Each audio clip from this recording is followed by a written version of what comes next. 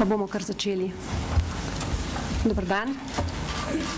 Dobrodošli na Gospodarski zbornici Slovenije in na današnji novinarski konferenci.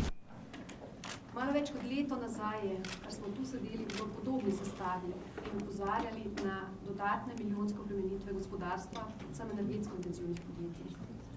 Danes se zgodba v bistvu ponavlja.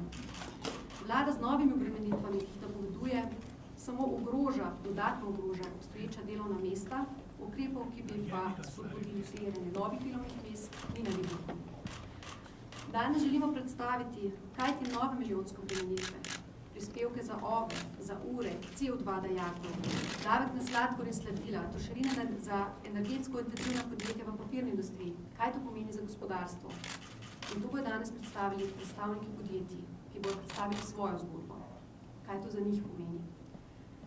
Z nami so tako predsednik Gospodarske zbornice Slovenije, gospod Samo Hribar Milič, in pa predstavniki iz papirne industrije, industrije gradbenega materiala, proizvodnje brezalkoholnih pijač. Dodatno bi se nam še drugi direktorji pridružili, žal so se morali upravičiti zaradi službenih obveznosti. Za začetek prosim za besedo predsednika Gospodarske zbornice Slovenije, gospoda Sama Hribarja Miliča. Lepo pozdravljeni. Žal se prepogosto dogaja, da namesto z ukrepi, ki bi vzpodbudili gospodarsko rast in nova delovna mesta, vlade prihajajo v reševanje proračunske luknje z novimi obremenitvami gospodarstva. Danes bo na Ekonomsko-socialnem svetu minister za finance predstavljal v nadaljevanju, če to je bilo že v prvem delu prejšnji teden, kaj vse bo vlada naredila za to, da bo zaprla proračunsko luknjo. In kot vemo, vlada predvideva dodatne obremenitve gospodarstva, kljub temu, da je ne samo v koalicijski pogodbi, ampak pravzaprav dnevno slišati tudi z njihovih vrst, da nove obremenitve gospodarstva ne pridejo v poštev. Mi smo na podlagi naših analiz ugotovili, da smo v zadnjem obdobju od leta 2010 povečali trošarine za elektriko za 500%, za plin in pogonsko gorivo 411%, za obnovljive vire energije in za kogeneracijo preko 300%, trošarine za zemeljski plin preko 200% in še druge dodatne obremenitve. Grozijo nam, kot rečeno, nove obremenitve, povečevanje več kot 100% prispevka za obnovljive vire energije, naj bi prenehala veljati obstoječa shema oprostitev za CO2 dajatve, za obstoječe zavezance naj bi za 80% dvignili prispevke za učinkovito rabo energije, da ne omenjam trošarin za energetsko intenzivna podjetja v papirni industriji in nenazadnje v zadnjem koraku tudi trošarine na sladke pijače. Če pogledamo mednarodno primerjavo, je v tem trenutku Slovenija po okoljskih dejatvah na drugem mestu med državami, članicami Evropske unije, pri energetskih dejatvah, kamor štejemo tudi dajatve za CO2 izpuste na prvem mestu in tudi pri implicitni davčni stopnji na energijo smo dvakrat višji, kot je recimo v Višegrajski skupini. Soočamo se že s tako imenovano tretjo grožnjo z obdavčenjem sladkim pijač. Domneven razlog naj bi bil prevelik vnos sladkih pijač pri otrocih in mladostnikih ter s tem povezana debelost. Vsi pa vemo, da gre dejansko za polnjenje proračuna in da se ta sredstva, ki bi se na ta način zbrala, nikakor ne bodo namenjala za recimo promocijo zdravega življenja in zdravega prehranjevanja. Če povzamemo, komu bi na ta način država škodovala, ker bi vzela najprej energetsko intenzivnim podjetjem, ki predstavljajo skoraj 18% slovenskega izvoza in izvoz v njihovih prihodkih predstavlja skoraj 75%.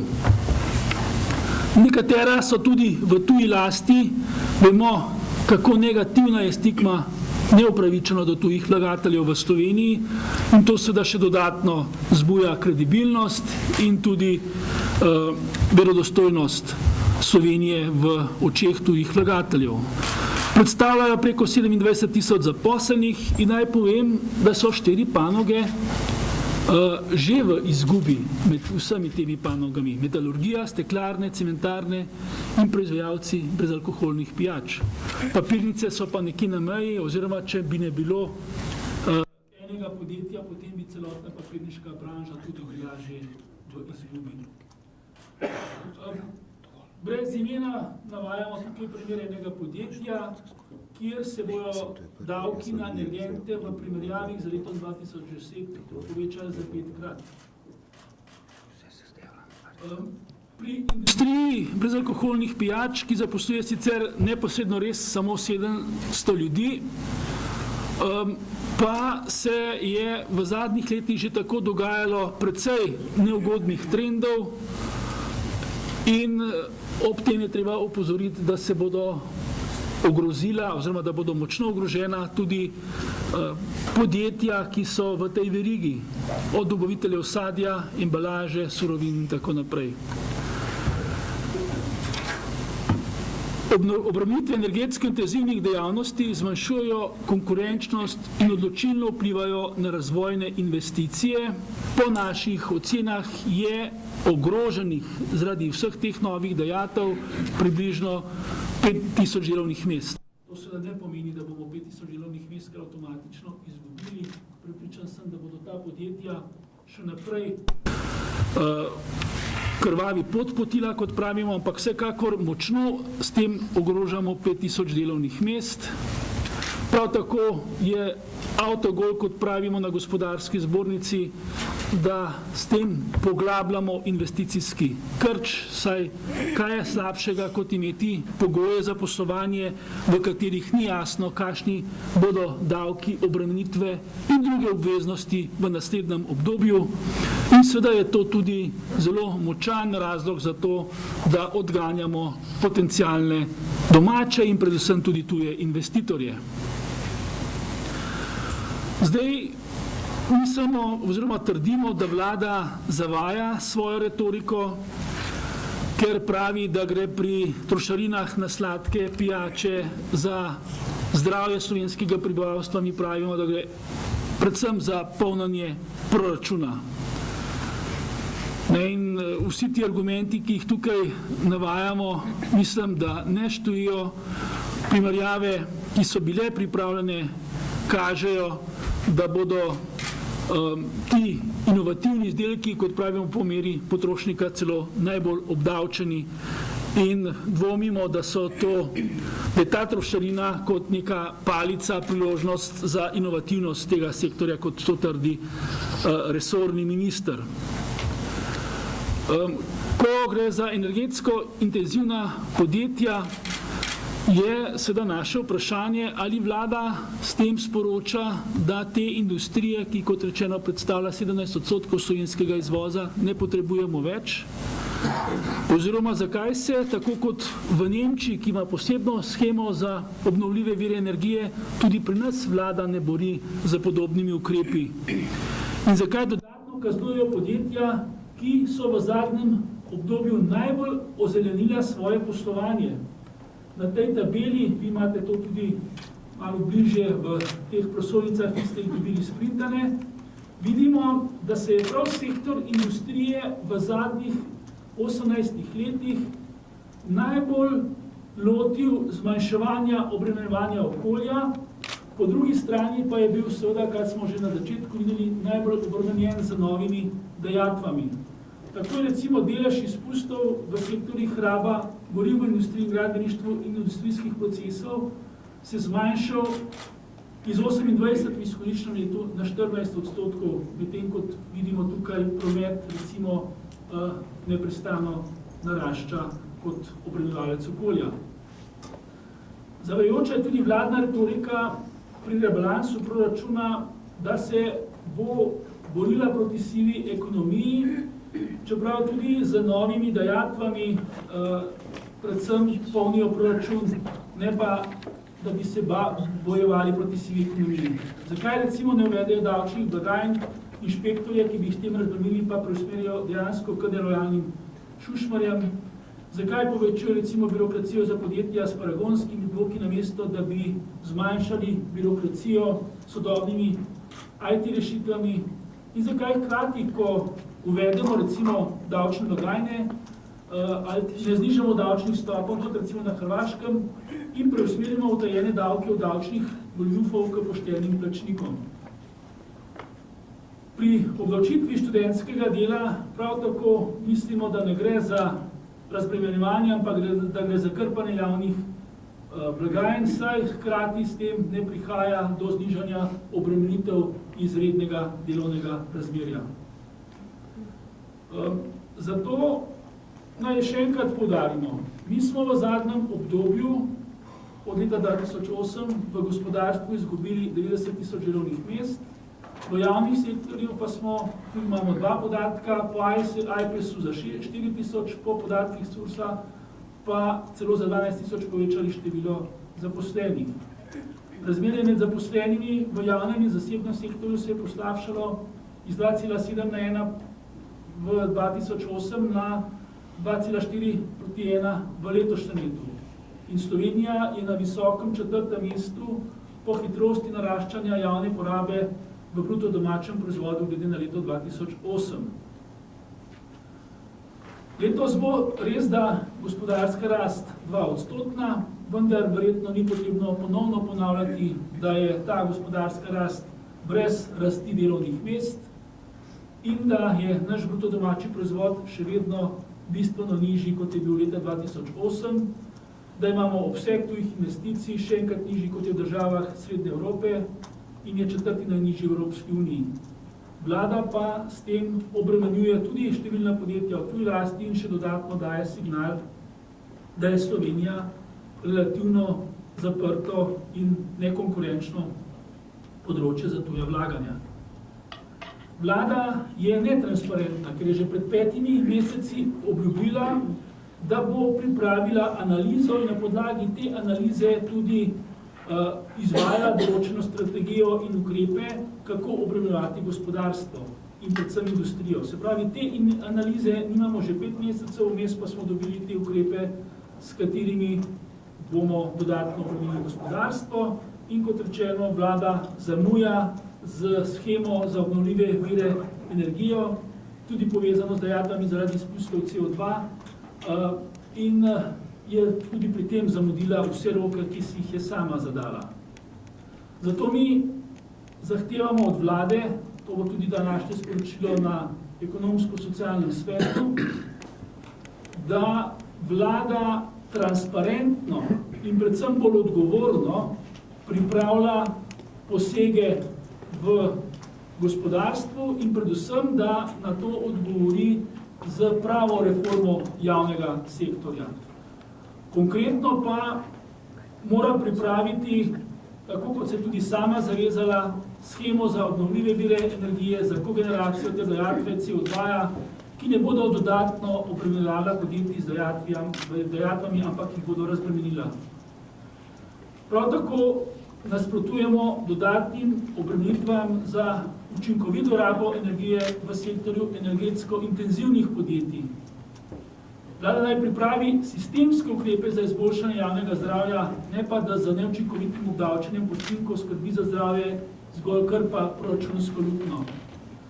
Pri davčnih blagajnah naj uvede sodobne prijeme za boj proti sivi ekonomiji in znižuje davčne stopnje, ne pa da so vsi ukrepi ponovno usmerjeni samo k povečevanju birokracije, obremenitve gospodarstva in ne pa zmanjševanju stroškov dela. Skratka, pričakujemo neko celovito strategijo, s katerimi bo vlada pripravila ukrepe za vzpodbujanje novih delovnih mest, ne pa za ogrožanje obstoječih delovnih mest. Na koncu imate še nekaj definicij, ki se v vsakdanjem življenju zelo pogosto pojavljajo, enostavno za prispevke, za obdavčitve iz naslova energetov in varstva okolja. Z nami so danes tudi predstavniki iz gospodarstva, da bodo te splošne ocene in zahteve, ki jih imamo na gospodarski zbornici, s svojimi primeri samo še podklopili. In zdaj bi predlagal najprej, da bi gospod Jožef Skobil iz Goriških opekarn predstavil na kratko njihov problem. Hvala lepa za besedo. V Goriških opekarnah proizvajamo opečne izdelke za zid in za streho. Izvažamo tako na tuje trge, kot prodajamo na domačem tržišču. Na tuje trge izvozimo skoraj 50%. Naš trg se je v času gospodarske krize znižal za več kot 50% na domačem trgu, torej praktično na 40% obsega iz leta 2008. V tej situaciji smo se prilagodili z znižanjem stroškov, znižanjem zaposlenih, z novimi programi, novimi dejavnosti, skratka z racionalizacijo in optimizacijo poslovanja. Žal se v tem času bistveno povečala obremenitev našega podjetja oziroma podjetij z naše dejavnosti. Država je z novimi dajatvami na področju energentov, na področju okoljskih dajatev, na področju koncesij, nadomestil za stavbno zemljišče izjemno obremenila poslovanje našega podjetja. Za ilustracijo naj navedem, da trenutne dajatve iz naslova obnovljivih virov energije, koncesij in raznoraznih nadomestil že dosegajo skoraj 15% bruto dodane vrednosti podjetja. V primeru pa, da bo vlada še povečala dajatve iz okoljsko dajatev, pa bo ta obremenitev prišla preko 20%. To bo bruto dodane vrednosti. To bo tako izjemno v bistvu obremenilo naše poslovanje, da ne govorimo več o tem, da je ogroženo 10, 15, 20% delovnih mest, ampak govorimo o tem enostavno, da bodo podjetja prenehala poslovanje. To so tako velike obremenitve, ki nas dajo v popolnoma nekonkurenčen položaj v primerjavi z našimi konkurenčnimi podjetji iz sosednjih držav. Za ilustracijo povem, da v Italiji, na Portugalskem, pa na Hrvaškem, blizu slovenske meje, opekarne prehajajo na kurjenje s petrol koksom, zato ker je to pol cenejši energent, kot je zemeljski plin. V Sloveniji še vedno v bistvu ustrajamo na zemeljskem plinu, ker je to najčistejši energent. A nas bo država prisilila, da bomo tudi v Sloveniji šli na petrol koks, to pomeni, da bomo šli 40-50 let nazaj v razvoju naše tehnologije. Kaj bo to pomenilo za okolje, ker v nasprotnem primeru v bistvu enostavno ne bomo imeli več pogoje za poslovanje. Torej, tukaj so te stvari, ki mislim, da se država premalo zaveda, kaj to pomeni za poslovanje podjetij v naši branži. Tako da jaz apeliram tukaj na tiste, ki odločajo, da dejansko še enkrat premislijo, da ne bodo v bistvu z temi ukrepi naredili bistveno več škode kot dobička. Kajti, če se malo sarkastično izrazim na koncu, sej z novimi dajatvami bomo res za ekologijo v Sloveniji naredili največ, ker bo enostavno industrija prenehala z poslovanjem.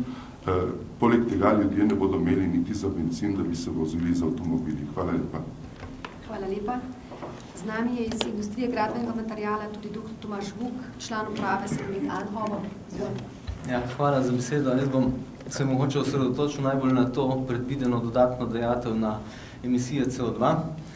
Kot veste, so podjetja, kot je naše, vključena v trgovalno shemo z emisijami CO2 in po naših podatkih in vedenju nikjer drugje v Evropi podjetja, ki so že vključena v to trgovalno shemo, niso obremenjena z dodatnimi dajatvami povezanimi s CO2 emisijami. Bilo je že omenjeno, da je industrija že v preteklosti veliko naredila na zmanjševanju emisij in samo na primeru Salonita lahko povem, da smo mi recimo v zadnjih 10 letih znižali emisije CO2 iz naslova uporabe goriv za več kot 25%. Tako da dejansko ti ukrepi, ki so bliže v preteklosti, se pravi ta transformalna schema in tudi drugi ukrepi države funkcionirajo in industrija se je temu prilagodila, smo se posodobili. Hkrati bi omenil še to, kar je bilo tudi že omenjeno, da je prišla kriza in najbolj je prizadela mogoče gradbeništvo in naša edina šansa za to, da smo preživeli kot podjetje, je bilo to, da smo se prestrukturirali in obrnili na tuja tržišča. Zdaj pa s temi dodatnimi dajatvami, ki jih drugje pri drugih proizvajalcih ni, bomo postali popolnoma nekonkurenčni. Lahko samo povem, da mogoče recimo ta dodatna obremenitev bi predstavljala v naši stroškovni strukturi do 20% in to seveda pomeni, da je ogrožena naša konkurenčnost in tudi sposobnost dolgoročnega preživetja. Mogoče bi se še dotaknil tega, ko sem zdaj se pripravljal na ta dogodek današnji, smo poiskali kontakte z našimi kolegi iz Evrope in na koncu mi je kolega iz Švice napisal, pred nas takih dajatev ni za dodatno obremenitev, ker so ti ukrepi povezani s CO2 pravzaprav namenjeni spodbujanju prestrukturiranja v nizkoogljično družbo, ne pa polnjenju proračuna. Hvala lepa. Iz papirne industrije je z nami gospa Jožica Stegne, članica uprave Vipap Videm Krško. Izvolite. Hvala za besedo. Podjetje Vipap Videm Krško je proizvajalec časopisnih in pa grafičnih papirjev na reciklirani bazi. Sodi v sam sklop energetsko intenzivnih podjetij in tako kot ostala energetsko intenzivna podjetja, tudi pri nas se dajatve na področju energentov v zadnjih 3 letih bistveno povečujejo. Se pravi, če povem konkretno, od leta 2010 do današnjega dne so se te dajatve dvignile za 35%, tako da danes dosegajo nominalno vrednost 1,5 milijona evrov. Če naredimo primerjavo z ustvarjeno dodano vrednostjo podjetja, to predstavlja 15%. Ta dvig obremenitev na področju energentov je tak visok, kljub dejstvu, da je podjetje v tem obdobju za več kot za 1/5 znižalo porabo električne energije in pa toplote. To pomeni, da je dejansko rezultat dviga cen obremenitev. V bistvu to, kar že danes plačujemo, se pravi obremenitve za nabavo in za lastno proizvodnjo električne energije, se pravi za trošarino, prispevek za obnovljive vire, ki je lansko leto se dvignil za 150% in je bil namenjen samo se pravi porabi električne energije. V letošnjem letu se je ta prispevek razširil še za porabo trdih goriv in pa plina. Dejansko to, kar nas pa najbolj skrbi, kot je bilo že omenjeno, je ravno ta grožnja, se pravi uvedba dajatve za CO2. Dejansko naše podjetje je že podvrženo shemi trgovanja z emisijskimi kuponi in v bistvu smo na tem področju že tako obremenjeni letno cirka 400 000 evrov in ta odstotek se vsako leto povečuje. Ta dajatev CO2 pa bi za podjetje pomenila še dodatnih 2 milijona evrov na letnem nivoju obremenitve. Tako da bi se skupne obremenitve dvignile na 26% bruto ustvarjene dodane vrednosti. To pa je dejansko tak strošek, da ga podjetje, bomo rekla, v izredno trdem konkurenčnem boju z našimi konkurenti iz zahodne in pa severne Evrope enostavno več ne more absorbirati. In s tem je dejansko ogroženo tudi poslovanje za naslednje leto in pod vprašaj se postavlja zaposlitev 500 ljudi v našem podjetju in pa še najmanj 80 ljudi, ki so zaposleni v storitvenih dejavnostih in neposredno vezani na proizvodnjo papirja. To, kar nas najbolj v bistvu tare, je to, da se vse skozi v tem obdobju bistveno zmanjšuje naša konkurenčna sposobnost in naša konkurenčna primerljivost z našimi konkurenti v zahodni in pa severni Evropi, ker dejansko papirnice plačujejo bistveno manj ali skoraj nič obremenitev na energente. Glede na to, da podjetje izvozi 85% naših proizvodov. Druga stvar, ki pa je to, da te obremenitve dejansko dušijo investicijska vlaganja v razvoj, tako v nove izdelke kot v tehnologijo in dejansko onemogočajo prestrukturiranje proizvodnje. In to je tisto dejansko, kar moramo povedati, da so v bistvu te obremenitve, ki vsako leto na novo se dvigujejo s tako visokim odstotkom, dejansko zdaj prišle na tak nivo, da enostavno stroškovno, se pravi stroškovna učinkovitost podjetja tako drastično pada, da dejansko več enostavno ne vidimo možnosti za, bom rekla, normalno poslovanje in pač zagotavljanje delovnih mest. Hvala lepa. Prehajamo na sektor proizvodnje brezalkoholnih pijač. Besedo prosim gospod Miro Močnik, direktorico Vital Mestinje. Dober dan vsem skupaj. Najlepša hvala za besedo. Prihajam iz majhnega podjetja, z Kozjanskega, Vital Mestinje, zaposluje 35 ljudi in imamo 5 milijonov evrov letnih prihodkov. Za to okolje je naše podjetje izjemnega pomena. Živimo že 50 let, na to smo ponosni, lani smo praznovali, vendar v vseh teh letih nismo doživeli takega udarca, kot ga bomo doživeli letos z davkom na sladke pijače. Če sem vam povedala, da imamo 5 milijonov evrov prihodkov, je alarmanten podatek ta, da bomo na te prihodke plačali 2 milijona evrov trošarin na vse brezalkoholne pijače, ki jih pač proizvajamo. Proizvajamo vse segmente, od sirupov do sadnih pijač in to spada vse pod ta trošarinski zakon. Moram povedati še to, da bodo najbolj tukaj to občutili potrošniki, ki so cenovno najbolj občutljivi. Če vam dam en primer, da danes stane ena pijača na polici recimo 25 centov, bo potem po tej obdavčitvi toliko trošarine, se pravi več kot 100%.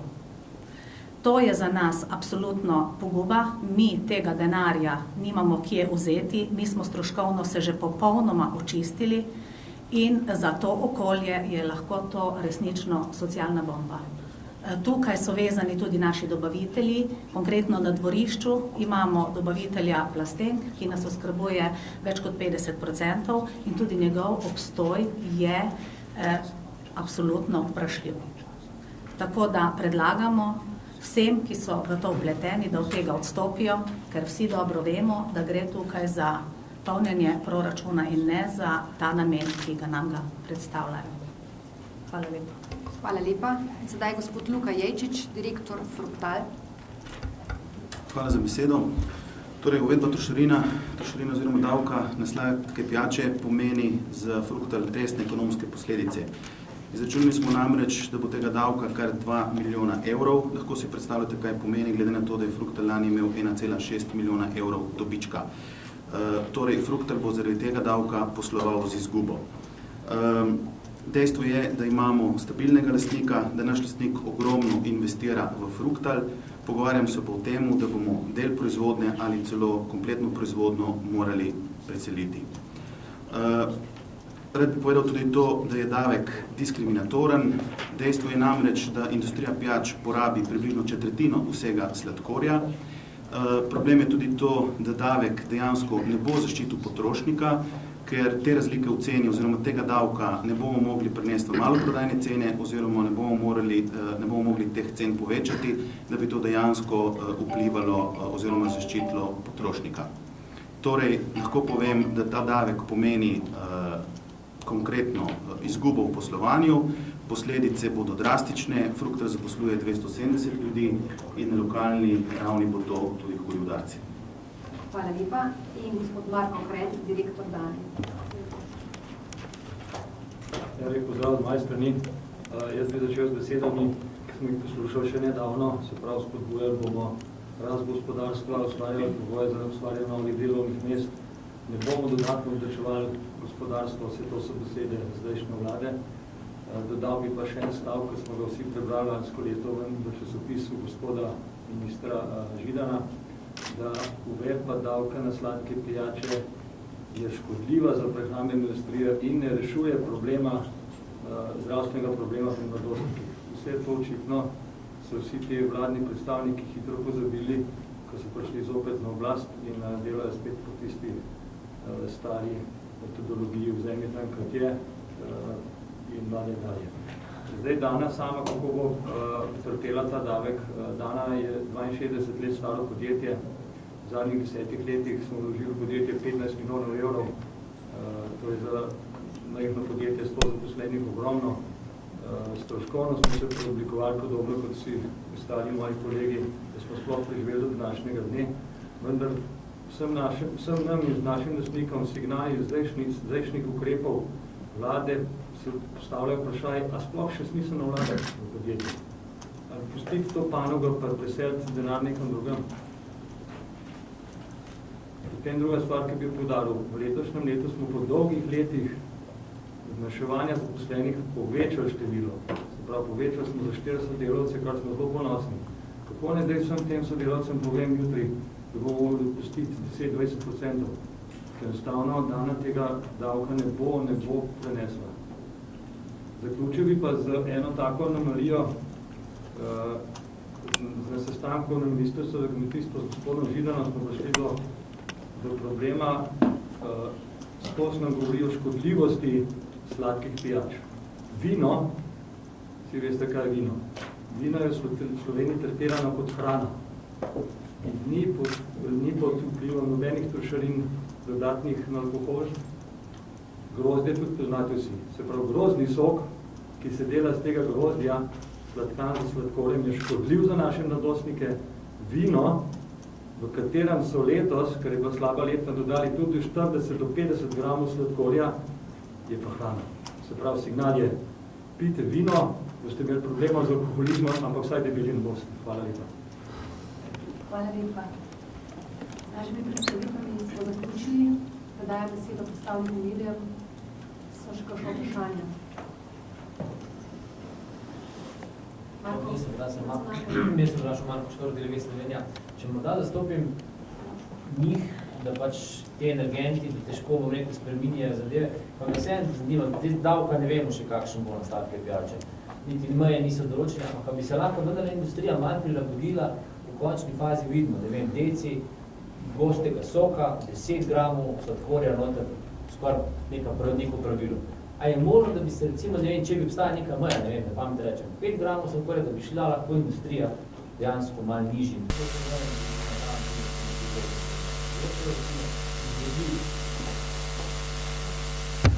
Mogoče bi jaz odgovoril na to vprašanje. Je inovativen, mi se prilagajamo, poskusili smo z raznimi pijačami. Treba je povedati tudi to, da smo z druge strani omejeni s pravilniki. Pravilniki določijo, kakšna ne bo vsebnost sladkorja, konkretno v 100% sokovih, ki tudi ne bodo podvrženi obdavčitvam. Tako da to žal ni tako lahko.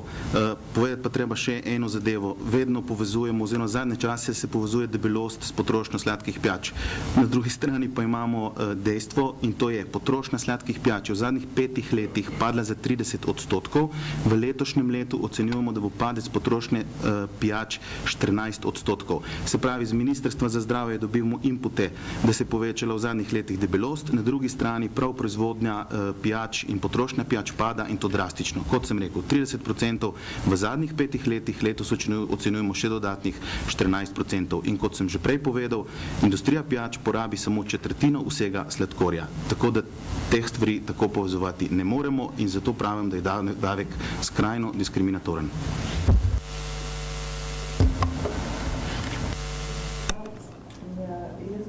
Zračunali ste, da bi na te vladne ukrepi nekako stali ali pa škodovali od porozili tih delovnih mest. Me zanima, kakšen je bil celoten finančni učinek, oziroma če imate kakšen podoben račun, koliko naj bi se pravzaprav te ukrepi stali gospodarstvo.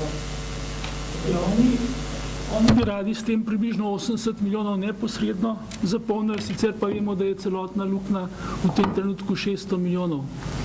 in tudi naše razprave in predlogi gredo ves čas v tej smeri, da z gasilskimi ukrepi, kot je dvigovanje davkov, prispevkov, trošarin in drugih obremenitev, nikoli ne bomo zaprli našega problema, ki se mu reče, da je gospodarska rast v zadnjih letih oziroma bruto domači proizvod tako upadu, da moramo tudi celotno porabo temu prilagoditi in prestrukturirati.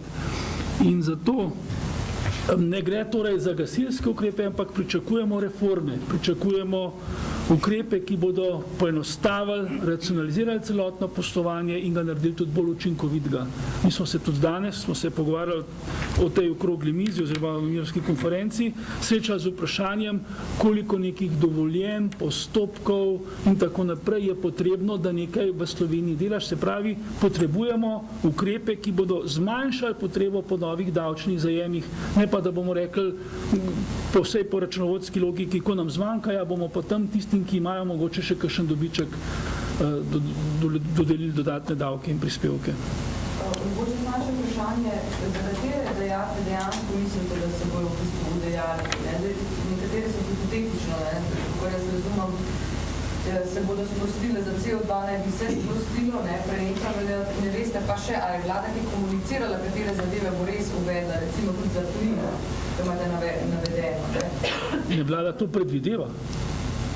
Vlada to že vse predvideva. Tukaj ni nekaj, da bi še ne bilo dogovorjeno. Vlada je vse te ukrepe predvidela in to pospremlja s komentarjem, vsakdo bo moral nekaj žrtvovati. Nekaj boste žrtvovali vi v gospodarstvu, zato boste plačali višje obremenitve, davke, prispevke in tako naprej. Nekaj bodo v javnem sektorju, zato so, kot ste slišali, najbrž zmanjšali dodatke za različne oblike dela, nedeljsko delo, nočno delo, zamrznili napredovanje in tako naprej. Skratka, na vseh področjih se je vlada nekih ukrepov lotila, vendar, kot rečeno, mi ocenjujemo, da ti ukrepi niso pravilno strukturirani, da potrebujemo resne reforme, ne pa samo neke gasilske ukrepe.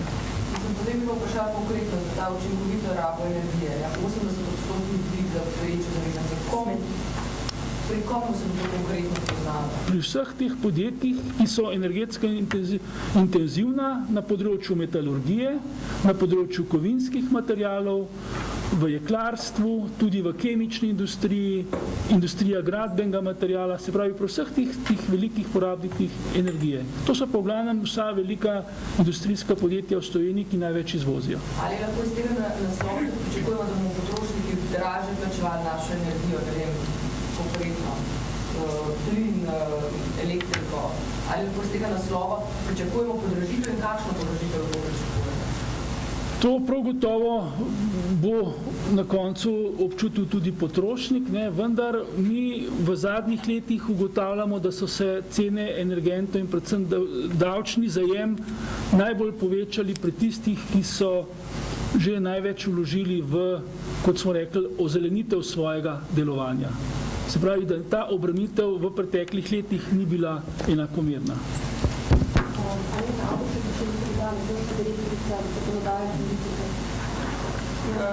Če dovolite samo nove, nekaj postavite, da vas Pridem, no? Tle.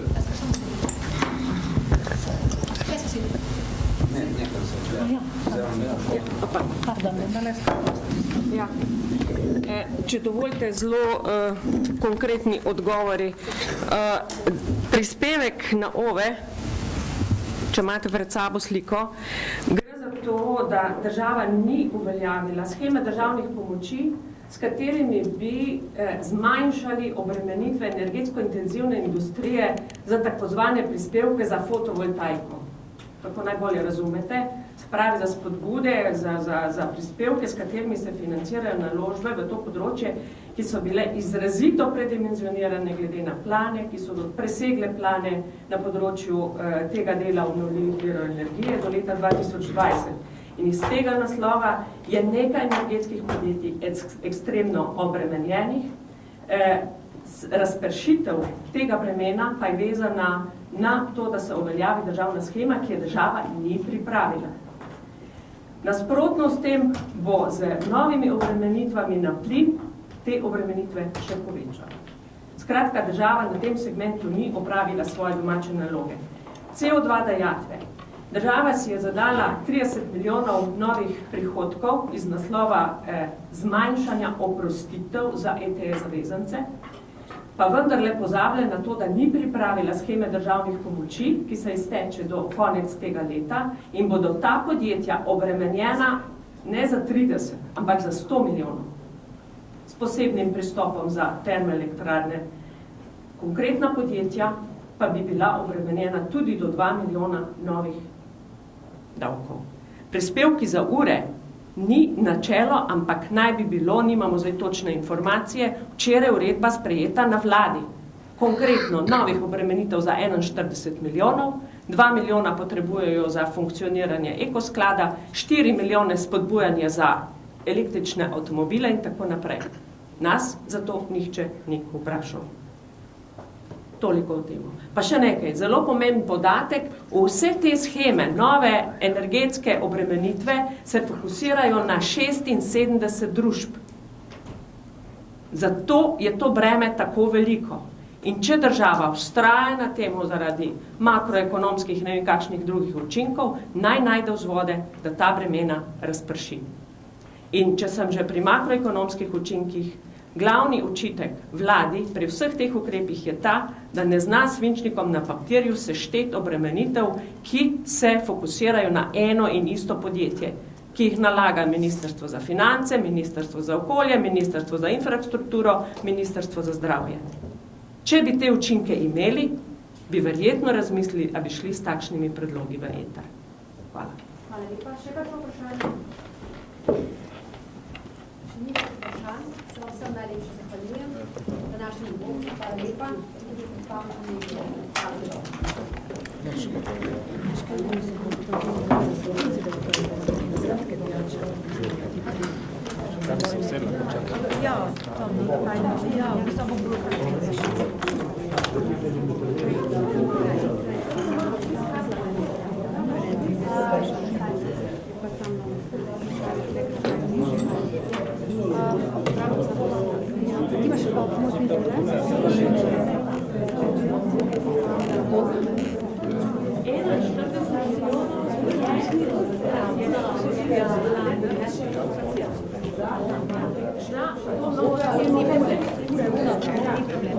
In ta schema, kaj se je